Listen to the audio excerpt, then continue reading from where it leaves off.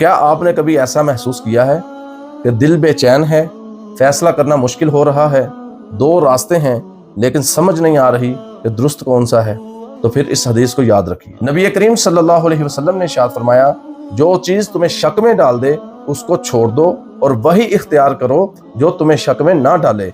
सच दिल को सुकून देता है और झूठ दिल को परेशान करता है। यह हदीस हमें एक कसौटी देती है कि जब तुम किसी मामले में शक महसूस करो, दिल मुतमईन ना हो, तो समझ लो कि यह रास्ता दुरुस्त नहीं है। दिल का इज़्तिराब, ज़मीर की बेचैनी, ये महज जज्बात नहीं, ये अंदर से आने वाली एक सदा है। अगर तुम्हारा फैसला दिल को सुकून दे रहा है तो यही तुम्हारी सच्चाई है। सच दिल को रोशन करता है और झूठ दिल को अंधेरे में डाल देता है। लिहाजा अगर तुम हक पर हो तो तुम्हें दिल से सुकून मिलेगा, और अगर तुम गलती पर हो तो तुम्हें अंदर से बेचैनी महसूस होगी। आज की वीडियो का पैगाम यह है, अपने दिल को सुनो, सच को चुनो और झूठ को छोड़ दो। अगर आप मजीद हमसे ऐसे इस्लाही बयानात सुनना चाहते हैं, हमारे इस चैनल को सब्सक्राइब करें, वीडियो को लाइक करें और मजीद दोस्तों के साथ शेयर भी करें।